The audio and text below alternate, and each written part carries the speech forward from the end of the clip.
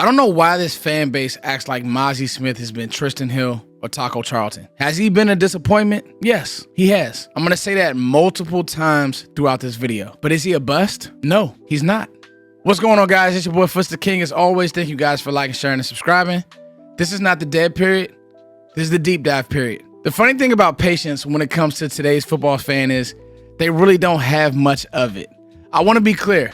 Again, Mazi Smith has not lived up to where he was drafted, but that isn't a reason to give up on him. It's important that before we get to this film session, we find out the why. 3 defensive coordinators in 3 years, weight change, scheme questions, the why.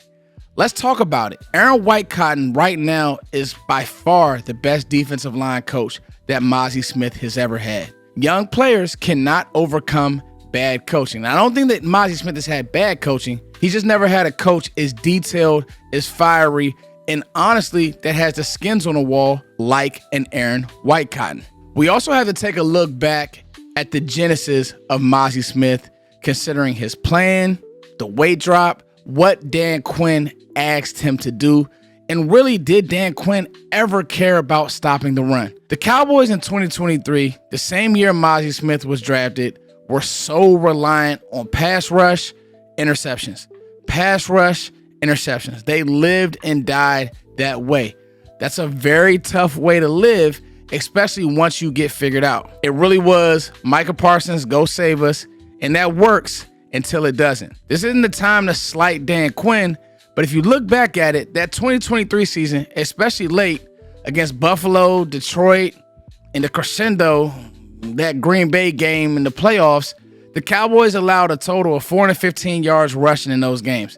That's awful. That's terrible. And that makes you look at things like using Marquise Bell as a linebacker or going out and getting journeyman linebackers to stop the run. It was never going to work. And that's what makes me realize the plan for Mazi Smith was a disaster. Asking Mazi Smith, who never got upfield at Michigan, to get upfield wasn't smart. For the third time, I'm not making excuses for Mazi Smith not living up to where he was drafted, but the writing was on the wall for that Dan Quinn team, especially when it comes to him stopping the run, what Mazi Smith was drafted to do. So the whole thing was just terrible. And then you look at Mike Zimmer. Mike Zimmer, I think, had a good plan. He just wasn't here long enough to be able to implement his plan. Enter one Matt Eberflus. I truthfully do believe that Matt Eberflus and Aaron Whitecotton will be the best marriage for Mazi Smith. In 2020 and 2021, Matt Eberflus's defense is ranked top 10 in scoring defense, run defense, and takeaways, i.e., Matt Eberflus cares about stopping the run. Not giving Mazi Smith excuses for the 4th time, but there's a few things that I want you guys to keep in mind while watching this film session. Defensive tackles take a little bit.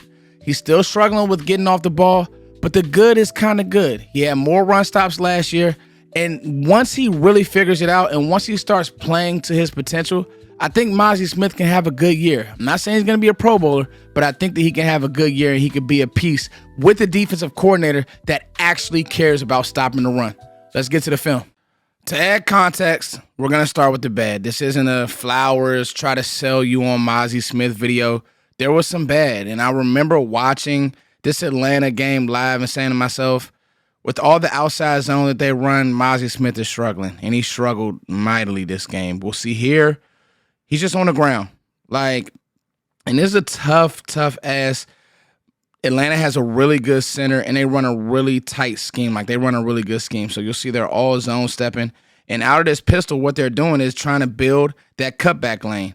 And what Mazi has to do here, he has to press and not give up ground. He's running. He ends up on the ground. And Bijan Robinson, being the athlete that he is, the running back that he is, he's able to cut back. Diggs really didn't take a good angle. Didn't really want to tackle right there. That's bad, Mazi. That's bad Mazi. Again, you're not coming forward. You're back there with the linebackers. You're not pressing. You're not playing with hands. And this scheme is tough. It's a tough scheme to deal with, but that's not an excuse in the NFL. That's a 9-10 yard run. That can't happen. And those are the things that when you look at Mazi Smith, the play strength and just the play awareness, it just takes time in the NFL for a lot of D tackles. Now, Jalen Carter, he's been good from the beginning of time since he first got in the league. And, you know, I kind of troll Jalen Carter on Twitter, but the truth is he's been really good. And Mazi he needs more time to develop, but that doesn't mean that Mazi isn't going to be good. Again, look how far back Mazi Smith is right here. You just can't have that. And their center is a Pro Bowl center, and Lindstrom, I think that's his name. Look how he's able to double Mazi and then pick up the backer. And then look at Bijan just cut right back. And that's because Mazi isn't coming forward. So those things he does need to improve with. But then you'll see reps like this, and you'll say to yourself, there is some good in there, right? Like, there is some good. Look at him chase backside. Like, there's some good right there. You'll see reps like this. Look at him press. That's teach tape. Take it back a little bit. Watch the press right here. Press.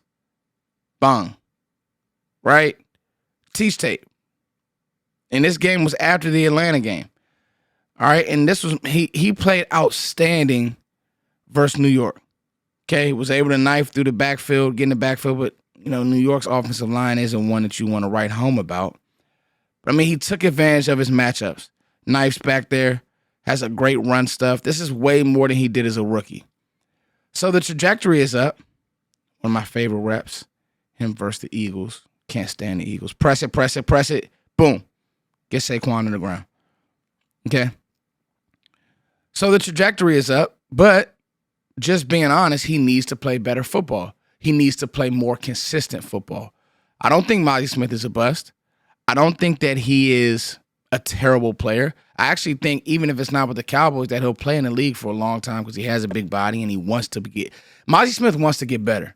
The issue with Mazi Smith is consistency. He's not a consistent player. Can Aaron White-Cotton, can Matt Eberflus get the consistency out of Mazi Smith? Only time will tell, but to act like he's a bust, to act like he's the worst player on the Cowboys, there are going to be fans who watch this video and still say that he is. I don't think that he is. I just think that he needs to get better, and there's a real progression that happens at the defensive tackle position. What do you guys think about Mazi Smith?